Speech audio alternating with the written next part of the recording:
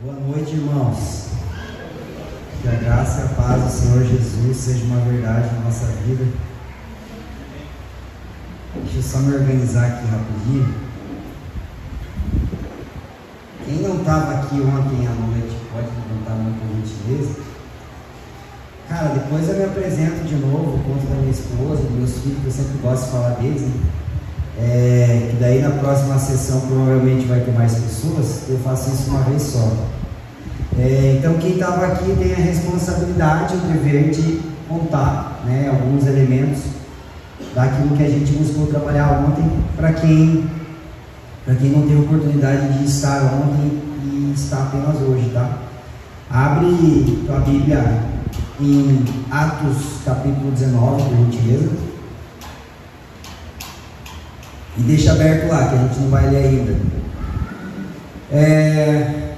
Eu estava pensando agora, enquanto a gente estava adorando ao Senhor juntos, sobre o que a gente faz com qualquer temática. A gente está trabalhando agora sobre o legado à luz das Escrituras, o discipulado cristão, né? O que a gente faz sobre esse tema em específico, ou qualquer outro que a gente possa trabalhar numa conferência, quando a conferência acaba. A gente tem duas escolhas, né? A primeira escolha é de algum modo achar aquilo legal, interessante e ficar se perguntando qual que vai ser a temática da próxima pregação de domingo ou da próxima conferência, ou usar alguns princípios que foram abordados na conferência para servir de insumo, de base, de matéria-prima para aquilo que a gente pretende construir como igreja no decorrer do ano.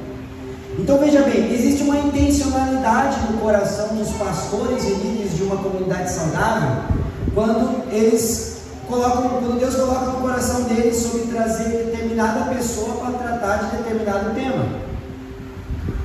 E o objetivo de falar sobre esse determinado tema é, de algum modo, permitir que algum outro irmão de outro lugar ressalte aquilo que o Espírito Santo tem falado no coração desses líderes locais perante a igreja, para que eles possam desenvolver esse tema ao longo do ano.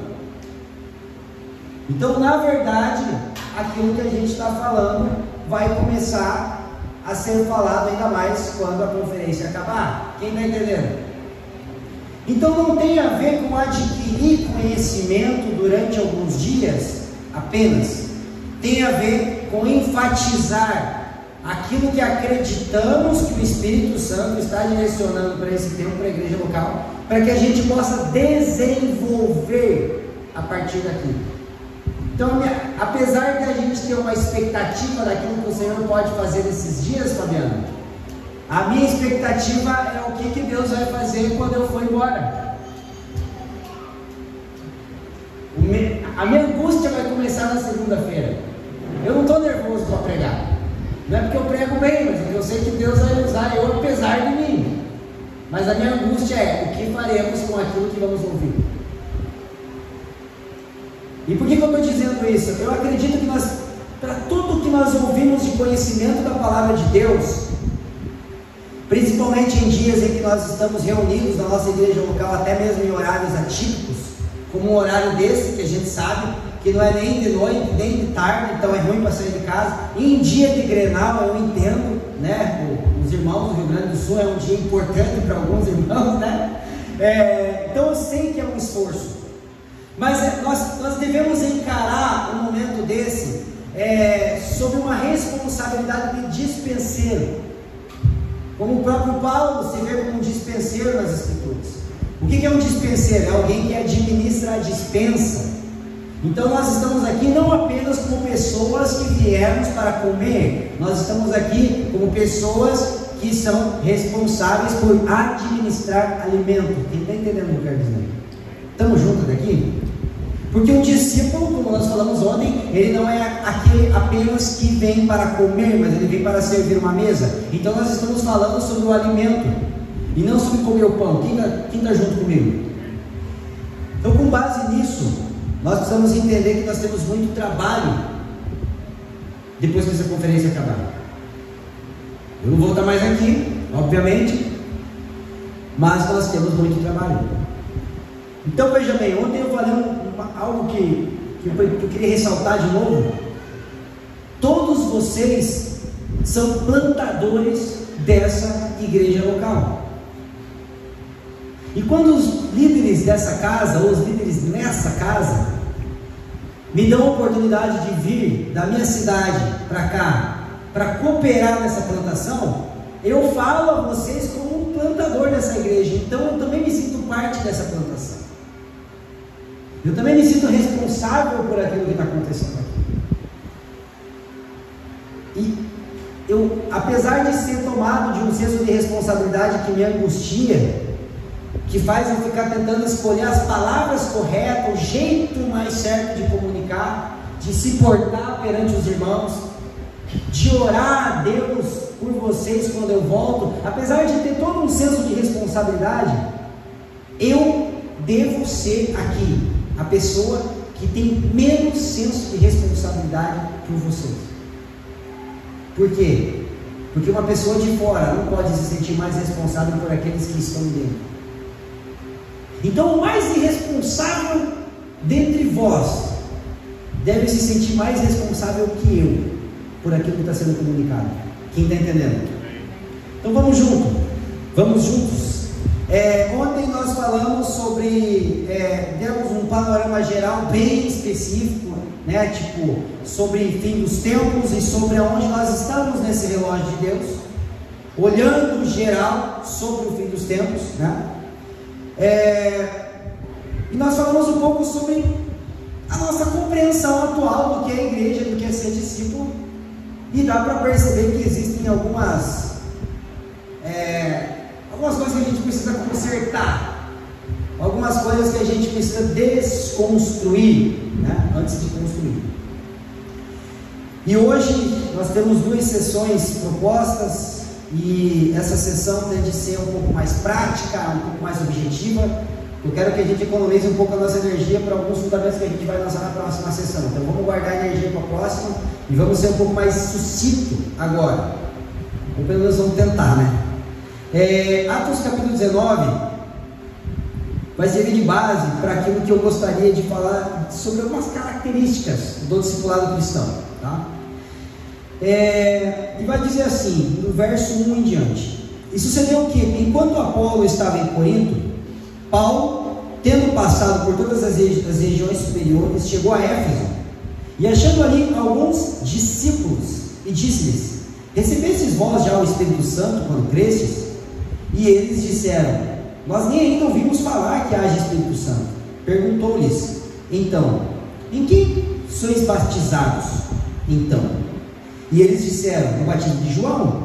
Mas Paulo disse: certamente João batizou com o batismo de arrependimento, dizendo ao povo que cresce no que após ele haveria de vir, isto é, em Jesus Cristo.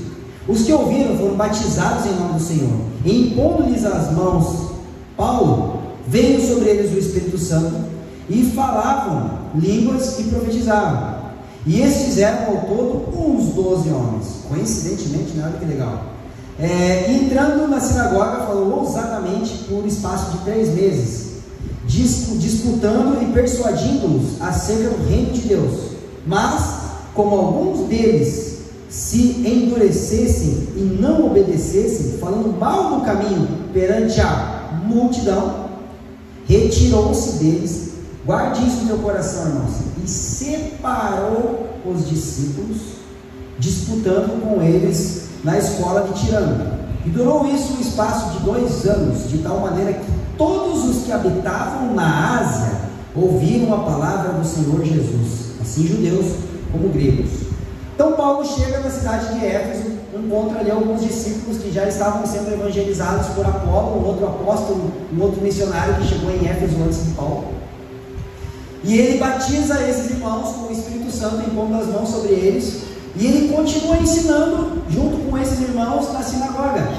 Só que na sinagoga havia alguns judeus que começaram a endurecer o seu coração e a contradizer Paulo e inflamar o coração da multidão. Então o que Paulo faz?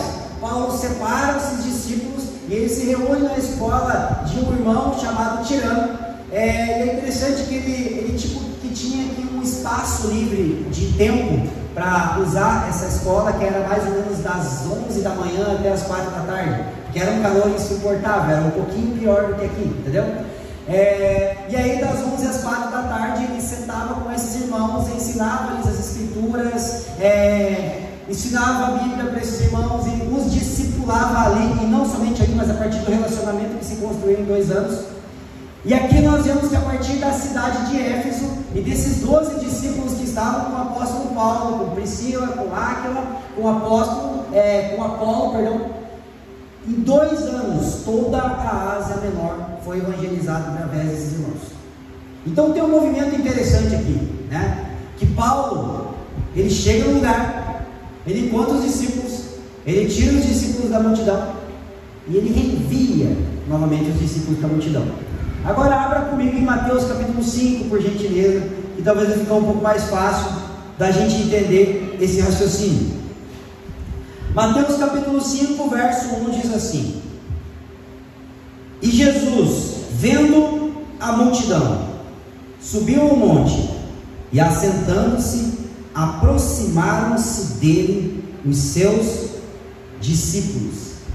O que eu acho interessante, e concordo, eu sei que é um tema meio debatido entre os estudiosos, mas eu concordo com a linha de pensamento que o Sermão da Montanha é um ensinamento para discípulo e não para multidão.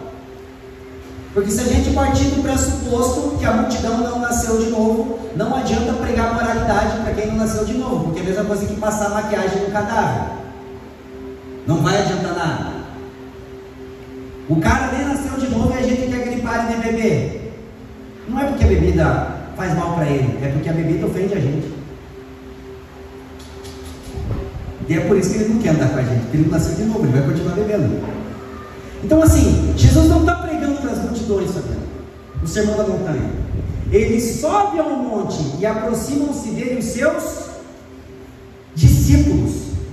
E aí sim ele começa a ensinar aquilo que lá em Curitiba, quando nós falamos sobre o Sermão da Montanha, nós falamos sobre as normas do reino. Mas olha o que está lá em Mateus capítulo 9, verso 36. E vendo Jesus as multidões, ou seja, ele vê as multidões em Mateus capítulo 5, verso 1, ele sobe numa montanha, num monte, e os seus discípulos se aproximam.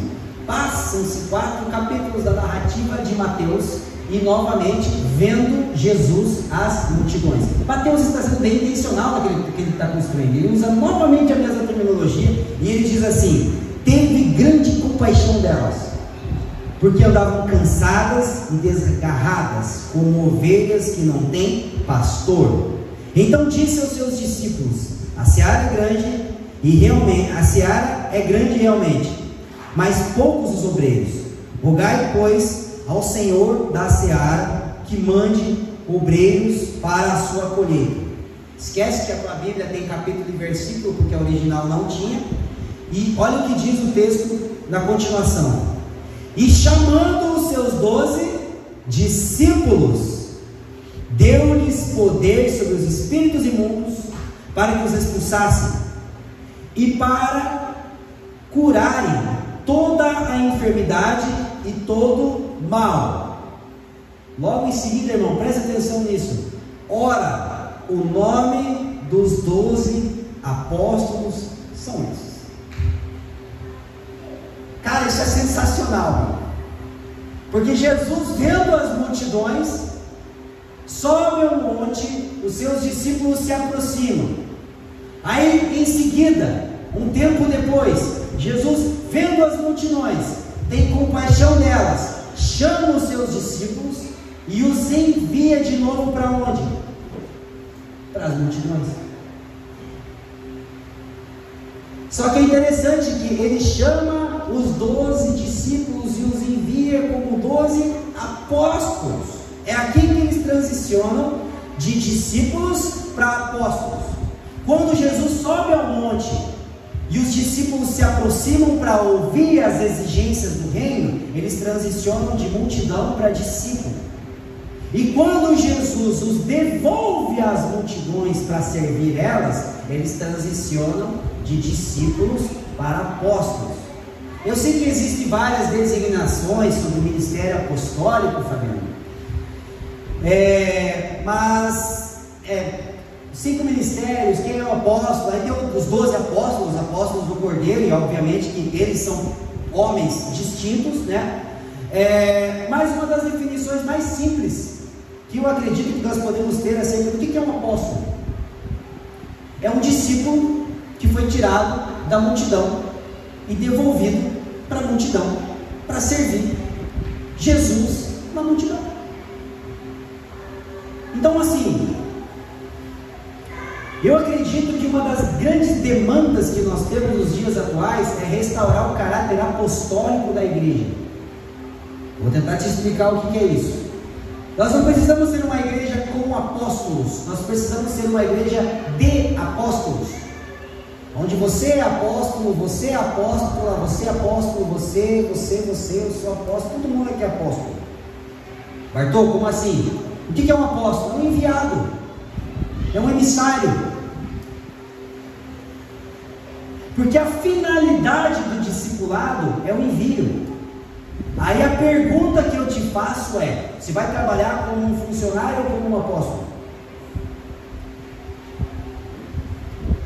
Porque se você for trabalhar como um funcionário, você está acordando de manhã por dinheiro. Se você for como um apóstolo, você sabe que o pão de cada dia já está ganho, porque Jesus mandou orar por pão, não mandou trabalhar por pão. E você está lá para cumprir missão, e não para ganhar dinheiro. Já parou para pensar por que o maná caía no início do dia e não no final do dia no deserto? Porque no Egito eles recebiam uma palha no final do dia, ou seja, eles trabalhavam para comer. E Deus tem que mudar aquela mentalidade idólatra que foi construída durante 400 anos do povo hebreu. Então ele pedagogicamente faz com que o povo acordasse e o pão estava lá, para que o restante do dia fosse dedicado para cumprir vocação e não para ganhar pão. Sabe aquela ideia que é até nobre, mas completamente equivocada, que a gente fala: cara, amanhã eu vou ganhar um pão de cada dia. Isso é construir tijolo no Egito. Isso ainda é uma mentalidade escrava do mundo.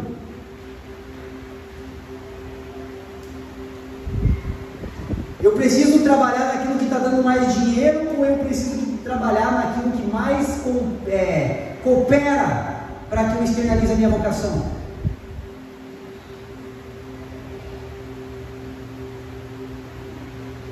Eu vou casar pela necessidade de ter um esposo, ou eu vou casar pelo senso de propósito de construir uma família? Eu vou procurar uma igreja para frequentar, ou eu vou procurar uma igreja para ajudar a plantar? E aí já muda tudo, porque se eu estou atrás de uma igreja para frequentar, eu vou procurar a melhor da cidade. Se eu procurar uma igreja para ajudar a plantar, eu aceito até a mais ruimzinha, porque um crente maduro aguenta um culto ruim.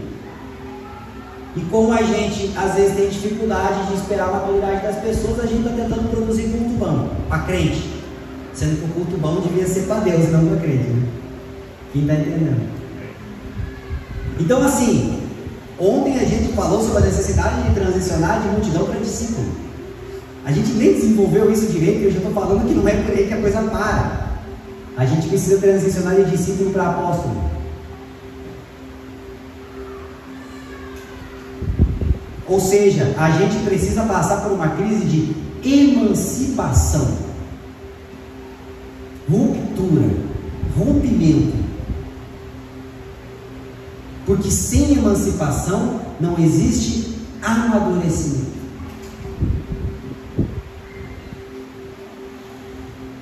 Quando você vê Jesus falando sobre a morte e a ressurreição dele, você não nota um senso de desespero nos discípulos?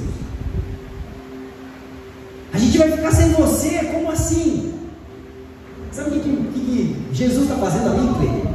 Ele está emancipando os discípulos. Então Jesus precisa romper fisicamente. Por que ele diz? É necessário que eu vá. Porque Jesus precisou cortar o cordão umbilical dos discípulos com ele. fazendo com que eles passassem pela dor do desconforto da sua ausência, para que então fossem revestidos de poder para exercer vocação. Então assim, deixa eu te falar uma coisa, Jesus não está interessado em ficar o tempo todo com a gente. Sabe esse negócio, eu quero a tua presença, tudo bem, mas ela vai embora uma hora. Que legal, cara. Tudo bem, Ele está conosco até a consumação dos séculos. Eu estou falando da presença de Deus ser tirada de nós. Mas sabe essa vibe legal que a gente sente no culto? Ela vai passar, cara. E normalmente, por exemplo, eu moro numa cidade grande, né? Então assim, a igreja que a gente está congregando agora é longe, dá uns 45 minutos de carro mais ou menos. Cara, eu entro no carro, já começo a brigar com a minha esposa, por causa das crianças, por causa das coisas, a presença já foi embora. Aí dá tempo de reconciliar, dá tempo de brigar mais um pouco, reconciliar, a gente não chegou em casa. Quem aqui, irmão, se for só eu o único pecador, eu sou bom, eu sou ruim demais para andar com vocês. Confessa. A gente entra no carro às vezes e o ambiente legalzinho do culto já vai embora, sim ou não? Ah, verdade? Eu já estou segurando o microfone errado aqui. Cara, eu vou tentar segurar certo, vou impressionar vocês. Depois de 10 anos eu vou aprender a usar isso aqui.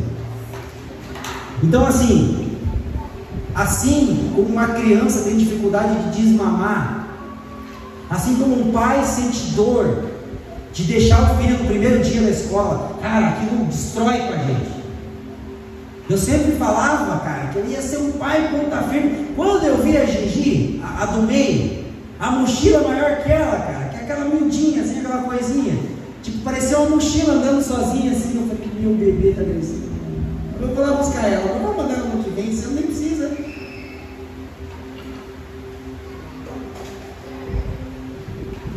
Deus está interessado em ter muitos filhos ou em ter muitos filhos semelhantes a Jesus Cristo? Em ter muitos filhos semelhantes a Jesus Cristo. Ou seja, Deus quer ter filhos maduros.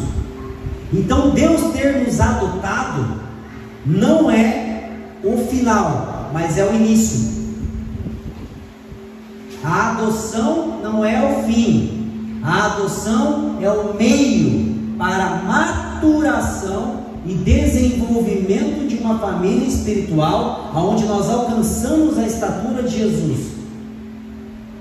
Ou seja, a gente muitas vezes para no fato de que, Deus é meu pai, Deus é meu pai. Aí tá lá eu, 10 anos de crente, um bebê de 80 quilos, com 40 anos, que moro na casa do pai e da mãe, espiritualmente falando, né? E Deus é meu pai. E eu não consigo me desenvolver, eu não consigo superar as minhas crises, eu não consigo parar de consumir programação, consumir culto, sugar pastor, sugar irmão, e eu fico naquela crise de não consigo vencer meus pecados, eu não consigo me desenvolver na vida, porque quando eu começo a me desenvolver na vida, eu vou viver para mim mesmo, e eu não consigo me emancipar, eu não consigo gerar fruto. Um discípulo estéril que nunca se torna um apóstolo.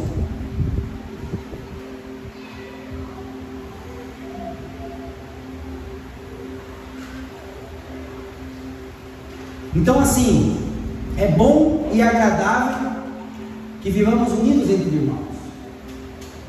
É uma delícia cultuar junto com os irmãos.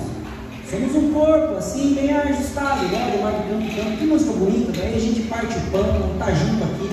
E tem as reuniões nas casas, é aquela delícia, quando tem cultos jovens, a gente faz aquela bagunça e é top.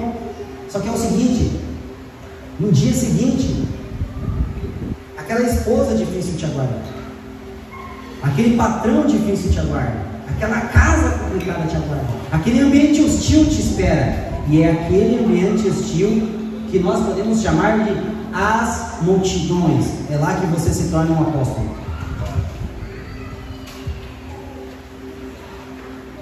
Não é na igreja, não é no culto. Sabe o que é o culto? É o posto de gasolina dos discípulos, ou deveria ser. Sabe o que é o culto? É a parada da gente para tomar água, cara. Cara, que legal, aqui ninguém vai me apunhalar, Que legal, aqui ninguém vai me trair, aqui eu não preciso pensar em mim mesmo. Ufa, ai Deus, obrigado. Existe uma embaixada do reino de Deus em Santo Antônio, chamada Igreja do Senhor, não Igreja Vida, Igreja do Senhor, todo, né?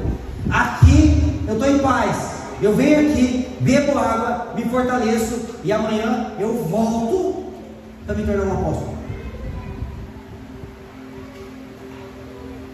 Que bom seria se fosse assim, né? Mas é o que a gente deve se tornar, uma embaixada do reino de Deus da terra, onde os discípulos param, tomam água e continuam a jornada. Então a igreja precisa voltar a se tornar uma igreja apostólica. E quando a gente fala de igreja apostólica, a gente está falando de uma comunidade que sim, é um lugar, é paradoxal isso que eu vou falar, mas ela é um lugar de refúgio para os discípulos, mas ela tem como objetivo tirar os discípulos da zona de conforto, porque senão fica muito gostosinho, senão a gente corre o risco de deixarmos de ser uma igreja imatura para nos tornarmos uma igreja infantil. O que é uma igreja imatura? Cara, imaturidade é intrínseca à idade. Eu não vou esperar que o Zairo saiba dirigir um carro. Está entendendo? Mas o cara que tem 40 anos de idade, mora com a mãe, não tirou uma CNH ainda, é meio ruim, né? Você querer criticar se tiver alguém aqui que se enquadra às vezes as condições. Então o que é imaturidade? É o tempo em que você se encontra e não consegue desenvolver coisas de um tempo que você ainda não chegou. O que é infantilidade? É imaturidade do tempo indevido. Então assim, Deus não tem problema com a nossa imaturidade, Deus tem problema com a nossa infantilidade, porque o autor de Hebreus diz: olha, já era para vocês terem se tornado mestres, e eu ainda estou tendo que dar leite para vocês. Isso aqui é uma igreja infantil. Então assim, uma igreja que não consegue transicionar de multidão para discípulo, ela nunca vai se tornar uma igreja. Mas uma igreja que não consegue transicionar os discípulos para serem apóstolos, ela vai ser uma igreja infantilizada. E a gente começa a abrir concessões que não deveriam existir. Permitir que o nosso irmão viva décadas professando ser um cristão e não gere Cristo em ninguém, e não desenvolva a sua vocação, e continue trabalhando por dinheiro, e continue se relacionando por instinto, e não amadureça. Então, meu irmão, entenda o que eu quero comunicar nessa noite. A tua responsabilidade é participar do processo de amadurecimento do seu irmão. Eu não sei como é que isso vai funcionar. Eu não estou falando de você se envolver com a área de serviço na igreja. Eu não estou falando de você estar em todos os cultos, independente de qualquer coisa. Não, a gente não está falando sobre coisas objetivas. A gente está falando sobre coisas subjetivas, essenciais. Eu sou responsável pelo processo de amadurecimento do meu irmão, porque nós somos uma família de muitos irmãos destinados a serem semelhantes a Jesus. Quem está entendendo? Que horas são? Desligou meu computador? Peraí. Cara, até agora eu falei tudo que não estava no esboço. Eu fui usar o esboço às 7h30. Tá, mas vai dar certo.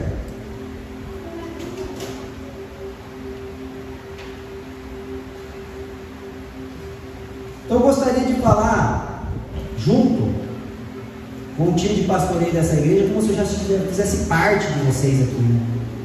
O nosso objetivo como igreja vida, irmãos, é apartarmos discípulos das multidões, nos tornarmos um lugar de refúgio para os discípulos, uma Betânia, uma casa de amigos, a fim de devolvermos discípulos para as multidões. a fim de que eles se tornem apóstolos. Apóstolo no teu trabalho, apóstolo na tua faculdade, apóstolo na tua família. É por isso que o culto de domingo à noite ele não termina, preste atenção, não é o término do culto, o culto não termina, ele culmina em envio. Então domingo à noite a gente é enviado para a nossa casa, para nosso trabalho, para nosso estudo, para nossa vida, e é lá que você amadureceu. No próximo domingo, na próxima mesa de comunhão durante a semana, na próxima vez que eu for na casa do meu irmão, eu paro, tomo uma água, pit stop, eu sou reenviado. Não é aqui que eu sou um cristão, não, é aqui que eu descanso, para lá me desenvolver como um filho de Deus. Quem está entendendo? Então a adoção não é a finalidade, ela é o início da jornada cristã, que através do discipulado promove a maturação necessária para que alcancemos a estatura de Jesus Cristo. Felipe, nós nunca vamos ser semelhantes a Jesus. Sim, nós nunca vamos ser perfeitos como Ele é nessa vida, obviamente, mas nós podemos alcançar a essência, o sentimento do Cristo. Alguém que não está aqui para pensar em si mesmo, alguém que está aqui para cumprir uma vocação. Estamos juntos até aqui? Então veja bem, eu gostaria de falar agora sobre algumas características do discipulado cristão. E antes disso eu queria falar somente algumas coisas daquilo que não é discipulado, tá? Ou vamos dizer, somente isso não é discipulado. Vamos lá. Discipulado não é terapia. A gente acha que sentar com o meu líder para contar dos meus problemas é ter discipulado, isso é terapia. E o pior é que é uma terapia ruim ainda, porque tu não tem nem coragem de pagar ele, mas um psicólogo tu pagaria. O pior é que o pastor tem que fazer terapia de graça com vocês, cara. É difícil, estou falando, é ruim, cara. Discipulado não é só abrir meu coração, contar a minha vida, expor você. Irmão, isso é parte da nossa relação como discípulos de Jesus. Porque o próprio Cristo abria seu coração para os seus discípulos. Cara, eu estou angustiado até a morte, vem aqui orar comigo. Mas isso em si não é discipulado, tá? Discipulado não é aula de teologia. Tudo bem, eu acabei de me converter, eles fizeram isso comigo lá em Ponta Grossa em 2011, tá? E toda segunda-feira um irmão, que depois veio a se tornar padrinho de casamento meu, a gente tem uma relação muito profunda, está morando lá em São Paulo agora, o Igor. Ele sentava comigo, ele abria uma apostila e falava, cara, vamos lá, vou te ensinar uns negócios aqui que ele converteu agora. Eu falei, então tá bom, tá tudo aprender. Daí, ponto 1, ponto 2, aprendi toda a cartilha da igreja lá. Isso é importante, eu tinha acabado de converter, irmão. Não sabia nem qual era a diferença de Jesus e Genésio. Tá, mas isso não é discipulado. Somente isso não é discipulado. O problema não é a terapia, ou abrir o coração, tá? O problema não é a cartilha, o problema é que a gente reduz isso a discipulado. É tipo assim, eu sentei com um fulano, ele leu a apostila comigo, eu já fiz meu discipulado essa semana, tá pago o treino, uau, agora eu vou ver minha vida. Não, calma, não é só isso. Discipulado também não é comer junto, tá? Pô, a gente foi lá, assou uma carne, a gente foi no jogo, assistiu o jogo, jogou videogame com aquele irmão que me discipula, e a gente teve um tempo de discipulado junto. Não, isso é lazer. Porque o apóstolo João, ele não disse que a nossa comunhão é na mesa, ele disse que a nossa comunhão é na luz. A comunhão não é na mesa, irmão. Comunhão não é pizza. Comunhão é na luz com quem está na luz. Tá? Discipulado não é dependência emocional. Pastor, eu estou pensando em pintar minha casa. O que o senhor acha? Ai, cara, eu não tenho fruto do Espírito para lidar com essas coisas. Irmão, eu não estou dizendo que, por exemplo, o cara é solteiro, está começando a ter um interesse por alguma irmã em específico.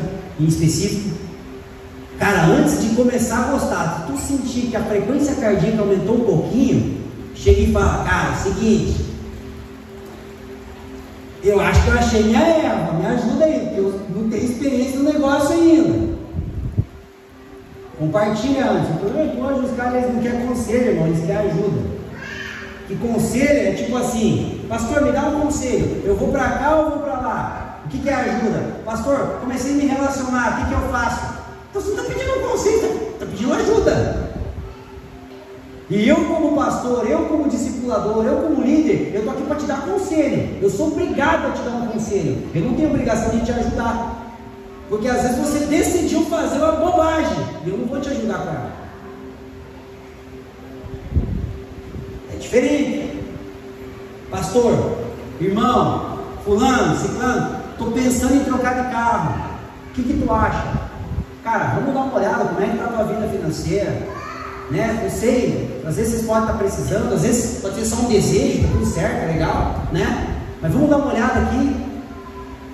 Isso é legal, isso cara, é saudável. Estou pensando em mudar de casa, estou pensando em mudar de emprego. O problema é que a gente às vezes não compartilha essas questões antes, a gente faz, se arrebenta e pede ajuda. A maioria das vezes é isso. Aparece a caminhonetona aqui: pastor, tem uma surpresa para te contar. Aí o pastor olha e ele vai falar: esse boleto vai estourar daqui a uns 2 anos. Mas ele não fala nada, porque ele é educado. Pô, que bênção, irmão! Mas ele sabe que daqui a um tempo a mulher está ligando para ele: meu marido não para de fazer hora extra, pastor. Aí ele fala: sério? E no fundo, na mente dele: eu já sabia? Toma! Aham! Aí eu quero a bênção na causa do divórcio, por causa da desgraça da caminhoneta. Eu não estou falando que não é para compartilhar decisões que podem afetar nosso tempo, nosso recurso, nossa energia. Mas depender do líder, do pastor para qualquer coisa, irmão. Pastor, ora pela minha esposa. Irmão, deixa eu te falar a verdade. Eu dificilmente oro pela esposa de alguém. Eu posso orar com você por sua família, mas ela não é minha mulher. Tu não tem uma vida de oração, não ora por ela, é um omisso, e agora tu está pedindo para mim orar, além daquilo que eu já oro pela minha esposa, pelas minhas filhas, eu tenho que orar pela tua, irmão? Não. Isso é dependência emocional.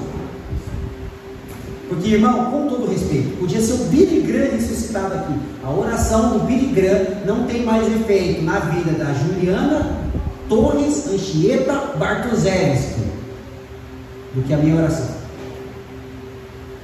A oração de pastor nenhum tem mais efeito na vida do Tiago, do João, da Giovana e da Helena do que a minha oração. Porque ele pode ser o apóstolo Paulo, que tem autoridade para ser o maior missionário da história do cristianismo, mas ele não tem mais autoridade sobre meus filhos do que ele. Quem está entendendo? Então todo nível de dependência emocional esconde uma transferência de responsabilidade, porque no final das contas a decisão foi de quem estava em cima e não foi minha. Não, foi o pastor que mandou, né? Ó, amor, eu perguntei para o pastor se a gente podia viajar para ter umas férias ou não, mas ele falou que não. E aí aquela relação de bajulação, de afago, cara, isso não funciona. Não nutram isso. E glória a Deus que vocês são uma comunidade saudável, e os líderes dessa casa não vão nutrir isso. Então, além de não nutram isso, não esperem isso uns dos outros. Discipulado não é dependência emocional, mas é sim compartilhar sonhos, projetos, decisões importantes, que nós como indivíduos precisamos entender que a sabedoria reside na multidão de conselhos, como diz Salomão. Quem está junto? Beleza? Vamos lá? Discipulado não é controle. Eu sei que é uma linguagem que a gente usa, e eu às vezes também solto essas, mas ela não é a mais adequada. Meu discípulo. Irmão, eu tenho 4 discípulos. Vocês sabem quem, né? Helena, Giovana, Tiago e João.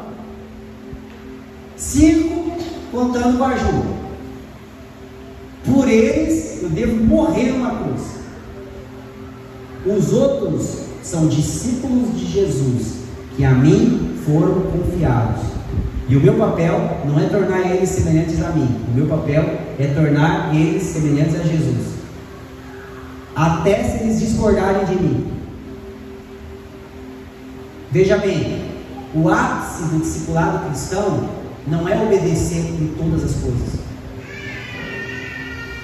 porque você pode me obedecer em todas as coisas e nunca amadurecer.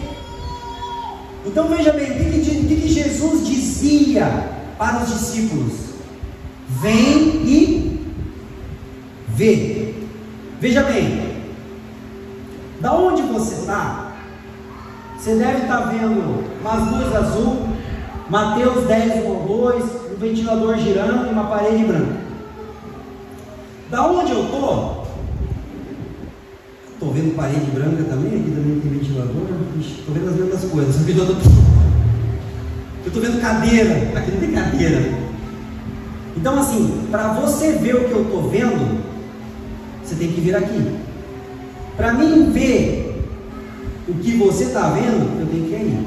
Então quando Jesus diz vem e vê, ele não está falando ande atrás de mim, é aqui, olhe comigo, tá?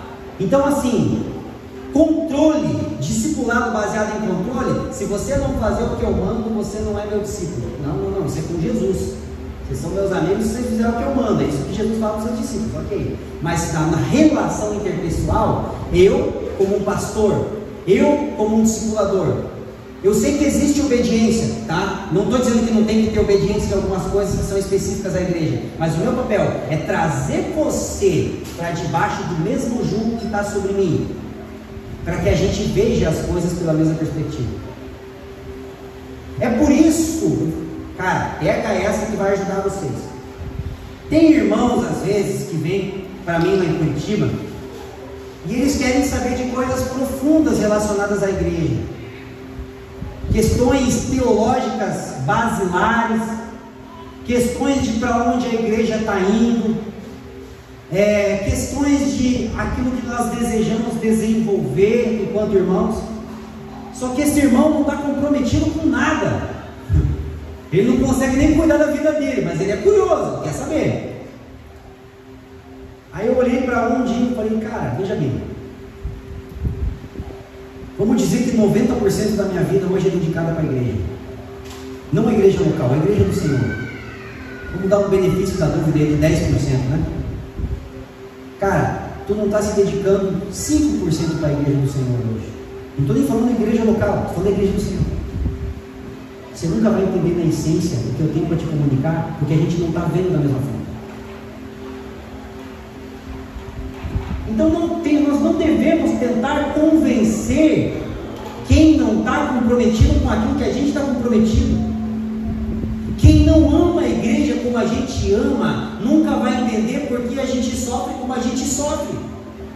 Hoje de tarde nós estávamos falando por que nossos familiares ímpios acham que nós pastores somos vagabundos.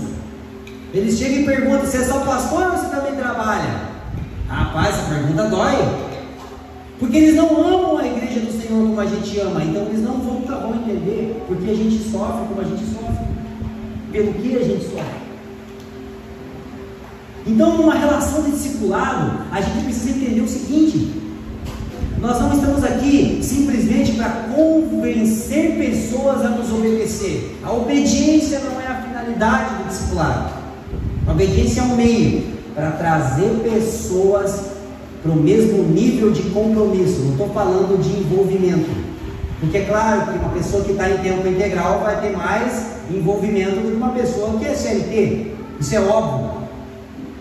Mas quando eu falo de compromisso, eu estou aqui dedicado ao rebanho do Senhor 100%, E ele está lá no trabalho dele, dedicado ao rebanho do Senhor 100%. Ou seja, apesar de eu estar mais envolvido com as demandas da igreja local e ele não tanto, eu talvez estou mais comprometido com esse irmão pela causa do reino de Deus do que uma pessoa que está aqui de coração vazio. Você está entendendo como não tem a ver apenas com a participação física nas coisas, mas tem a ver com o espírito que está por trás? O cara que está trabalhando enquanto a gente está aqui pode estar tão presente naquilo que a gente está fazendo do que aquele que está aqui sem vontade de estar. Então isso significa que nós precisamos trazer as pessoas para a mesma perspectiva. Vem e vê. Ah, agora eu entendi. Existem muitas coisas que eu só compreendi quando me comprometi. Eu lembro que um dia o meu pai falou assim, olha, hoje você cobra, amanhã quando você ser cobrado você vai me entender. E eu passei a entender exatamente isso, entende? Então assim, não é convencer pessoas a obedecerem, mas é conduzir pessoas a verem aquilo que nós estamos vendo. Estamos juntos aqui? Tá bom, então discipulado não é terapia, não é só aula de teologia, não é só comer junto, não é dependência emocional e não é controle. Agora vamos para algumas características do que é discipulado cristão. Primeiro de tudo, ele envolve todo o âmbito cristão. Por quê? O que é discipulado? Discipulado é o processo de formação cristã, com Cristo e a igreja, tá? Não é só com o discipulador, e não é só com Cristo, como nós vamos ver hoje, depois e amanhã. É com Cristo e a igreja. Então o que é discipulado em sua essência? Quando eu estou sendo discipulado? Estou sendo discipulado no culto, eu estou sendo discipulado na mesa de comunhão, eu estou sendo discipulado enquanto eu estou exercendo as disciplinas espirituais, eu estou sendo discipulado então enquanto eu estou buscando santificação, eu estou sendo discipulado enquanto eu estou trabalhando, enquanto eu estou cuidando do meu cônjuge, dos meus filhos. Tudo é discipulado. Por isso que Jesus não abriu uma escola, ele chamou os discípulos para uma caminhada. Então a jornada da vida é o ambiente onde o discipulado cristão ocorre. E porventura Deus coloca pessoas específicas em estações específicas para nos ajudar no processo de discipulado. É por isso que eu não tenho muito a oferecer para a pessoa quando eu digo é meu discípulo, porque eu não sou isso todo. Tu está entendendo? Mas eu sou um irmão que talvez está mais imerso em algumas coisas do que ele, e eu vou conseguir conduzir. Porque o que Jesus diz? Ide e fazei discípulos em todas as nações, imergindo-os. Então o que é um discipulador? É alguém que está imerso e ajuda a emergir. O que é um anfitrião de um grupo caseiro? É alguém que está imerso na vida da igreja local e abre a sua casa para ajudar outras pessoas a serem imersas. O que é um pastor de jovem? É um jovem ou alguém que já foi jovem que está imerso e ajuda a emergir outros irmãos. O que é um pastor local? É alguém que está imerso e ajuda a emergir. Então o processo de discipulado, ele está intrinsecamente ligado ao processo de imersão. É por isso que a tarefa do discípulo é batizar. Só que a gente acha que batizar é formal. Nós fizemos uma cruzada em Santo Antônio e batizamos 40 pessoas lá naquele rio que tem no Caraca, eu esqueci o nome. E no final das contas é um rio bem legal, bem bonito. Eu amo quando eu fico lá na casa do Nil. Mas esse batizar é simbólico ali. Mas o processo de discipular pessoas é um batismo contínuo. Eu estou sempre buscando imergir vocês na realidade que eu estou imerso. E as pessoas sempre estão buscando imergir eu na realidade que elas já estão imersas. Quem está entendendo? Então, discipulado é batismo. Ou discipulado ocorre quando nós somos imersos. E aonde que é essa imersão? É em toda a jornada da vida cristã. Por isso que tudo é discipulado. Estar no culto faz parte do discipulado. Ler a Bíblia faz parte do discipulado. Negar o pecado faz parte do discipulado. Orar faz parte do discipulado. Trabalhar faz parte do discipulado. E ele envolve serviço, né? que é a segunda característica, como nós dissemos ontem. Jesus, ele não espera os discípulos ficar muito prontinhos para enviar eles. Anote aí, leia em casa, Lucas capítulo 9. Esse texto eu acho muito legal, porque Jesus dá uma meia dúzia de instrução para os discípulos. Ele chama eles e fala assim: agora vamos. Aí eles vão. Gente, o que eles começam de dar de problema depois é a coisa mais linda do mundo. Eles começam a brigar para ver quem que é o maior, quem fez mais milagre. Queriam fazer chover fogo do céu. O outro estava expulsando demônio lá e não andava com eles. Eles queriam que parasse de libertar os cativos. Uma bagunça toda. Então eles não estavam prontos ainda. Mas Jesus entendeu o seguinte: desde o início envolve o serviço. Tá, Felipe? Mas aqui na igreja a gente se membra da igreja e leva um ano para poder se envolver com alguma coisa. Quer dizer então que a igreja vida está errada? É óbvio que não, irmão, pelo amor de Deus. Porque você pode se membrar hoje e amanhã, num espírito de serviço, vir no culto para abraçar alguém, não para ficar esperando um abraço.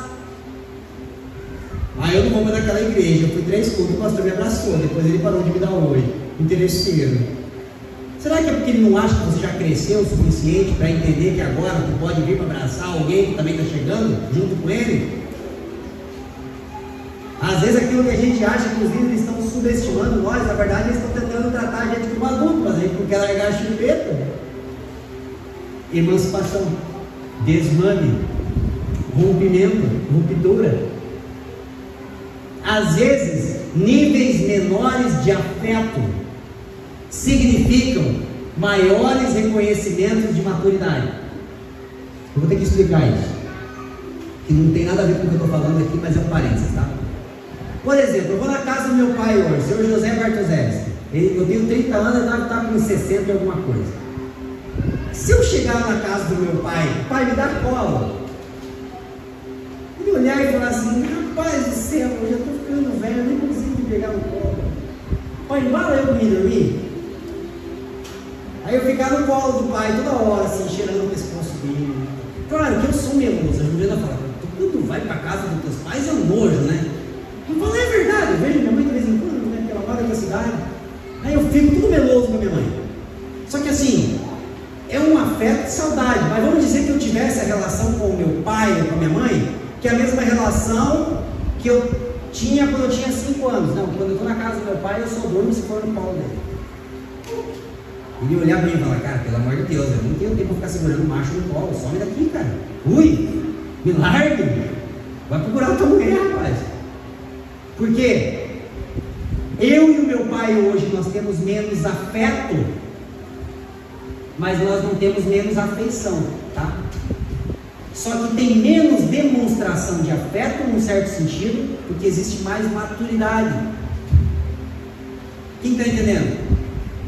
Então, às vezes, a gente chega numa comunidade local e a gente parece que cara, a gente é bem recebido, é aquela delícia, é aquela coisa toda e tal, e a gente vê que depois as coisas vão ficando mais normais, e a gente pensa assim: agora eu sou só mais um no meio da multidão. Não, é porque de algum modo as pessoas perceberam que naquele momento que você estava chegando, você precisava de mais atenção, porque você estava numa estação diferente da tua vida, e agora elas pressupõem que você cresceu.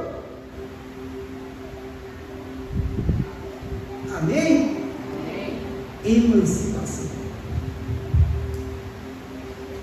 Então existem situações que ocorrem no âmbito da igreja local que estão nos empurrando para sermos grandes. Só que como elas nos ofendem, como elas causam dor, a gente prefere ficar ali imaturo.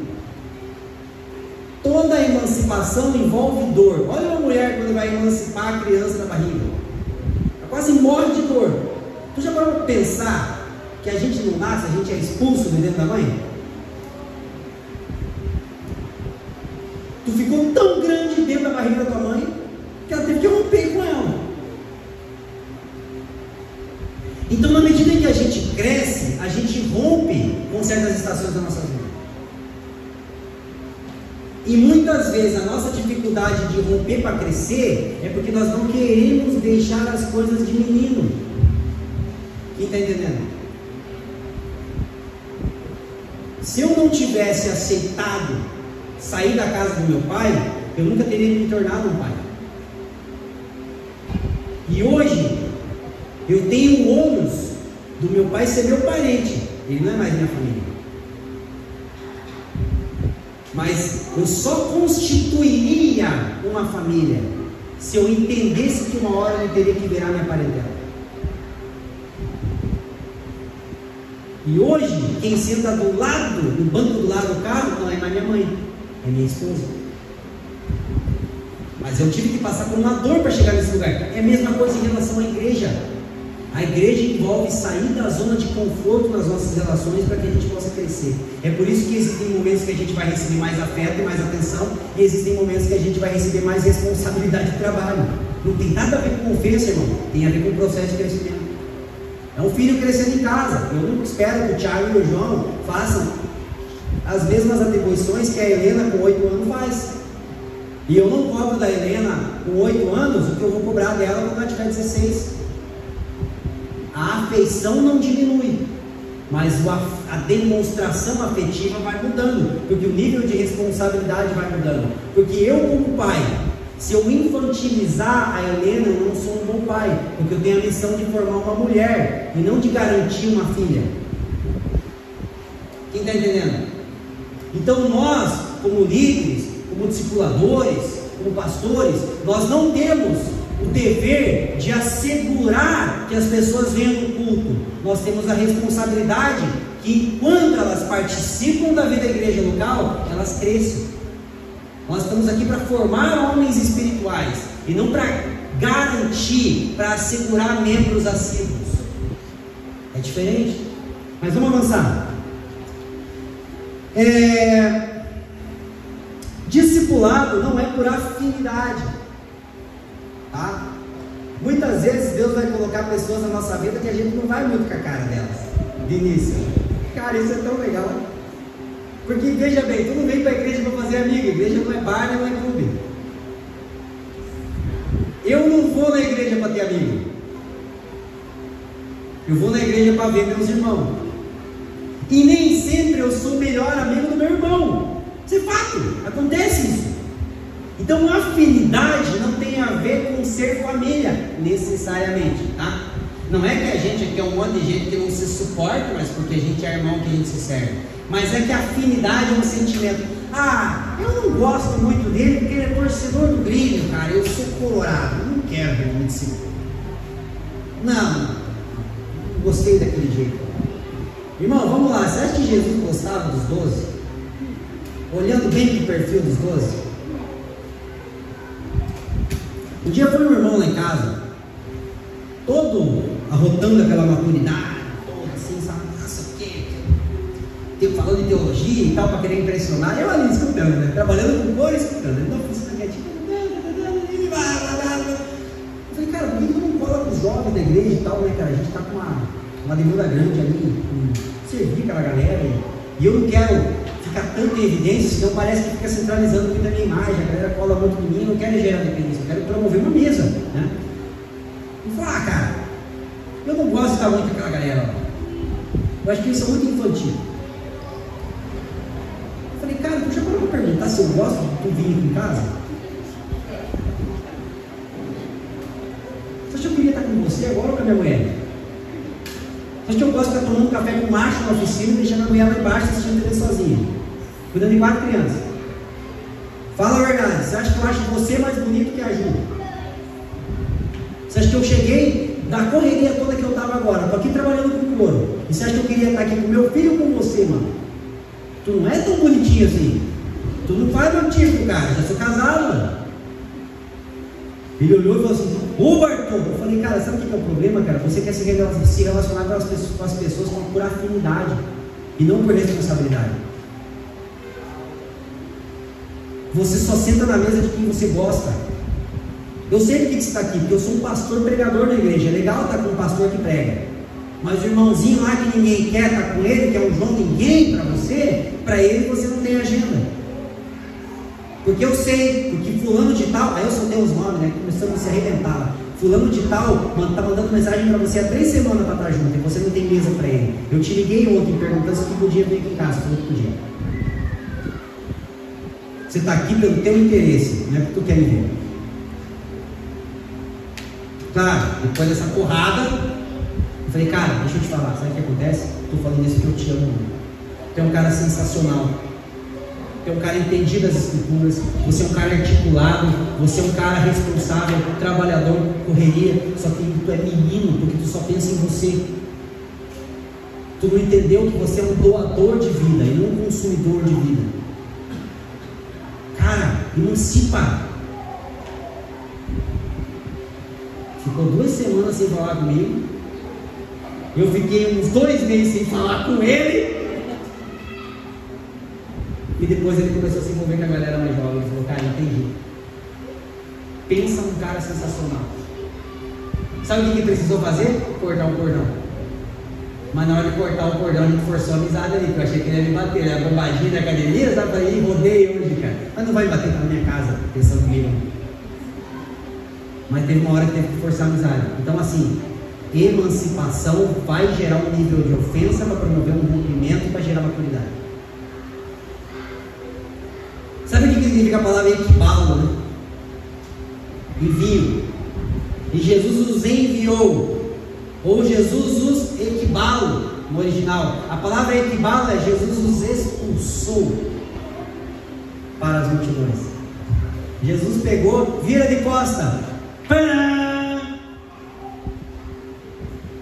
Então às vezes a vida nos expulsa de algumas estações de conforto para nos empurrar para algumas estações de responsabilidades, para que a gente se adeque a uma fase de alguém que está crescendo e não de alguém que está se recusando a crescer. De repente tu vai entender porque que há tempos atrás tua vida estava mais fácil, né? Se a gente parar e pensar por essa perspectiva, a gente vai entender porque que hoje parece que eu sou mais cobrado da minha casa. Se a gente parar e entender por essa perspectiva, talvez a gente vai entender porque que hoje tem pessoas na igreja que estão recebendo mais atenção do que eu. Fala a verdade, não pode ser só eu não sou tão ruim assim. Às vezes eu falo, cara, parece que Deus me ama, parece que Ele não gosta tanto de mim. Porque parece que para os outros é tudo tão mais fácil. E um dia eu em oração profunda com Deus, assim, rasgando meu coração. Falei, Deus, não é por nada. Mas o que tu tem contra mim? Aí eu usei o salmo de Davi lá, que ele fala algo mais parecido assim, para mim chegar, reclamar com Deus sem pecar, né? Já vai com a Bíblia, ele fala, Deus, não é por nada, mas vamos. Tá me doendo, pai. O Espírito Santo falou comigo, eu espero mais do Felipe de 2024 do que do Felipe de 2011. Porque para mim você é um homem hoje. Mas se você quiser que eu te trate como uma criança, tudo bem. Eu tiro essa prova da tua vida.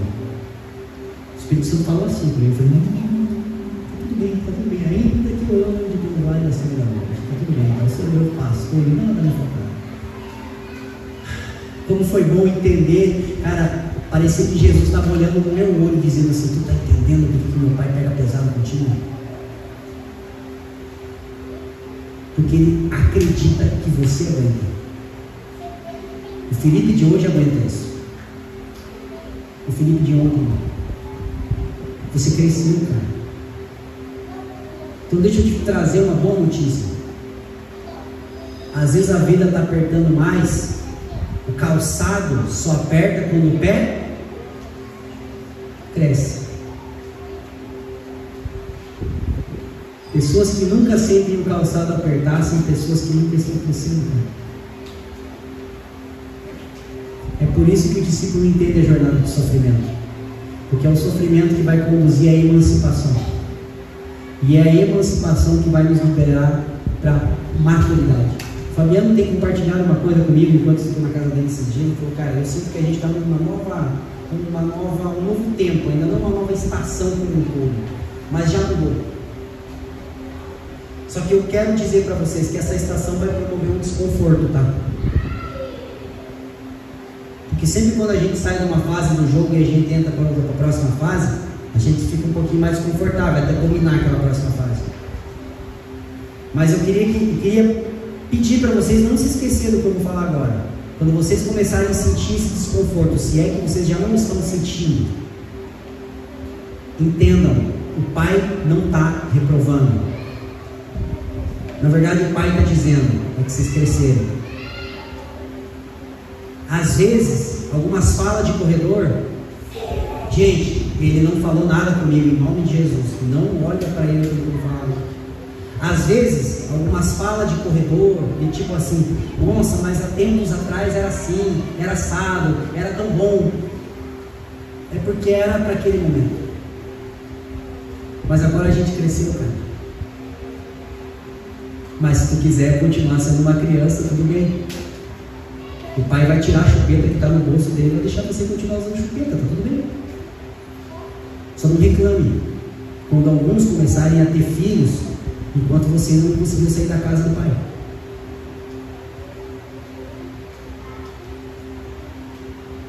Novas estações, novas responsabilidades.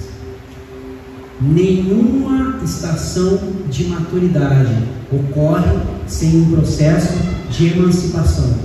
E nenhum processo de emancipação ocorre sem um nível de dor e de ofensa. Amém? Multidão, discípulo. Ele sobe. Discípulos, apóstolos. Ele expulsa. Você vê que o segundo nível é um pouquinho mais, né? Vinde a mim é uma coisa, vinde após mim é outra.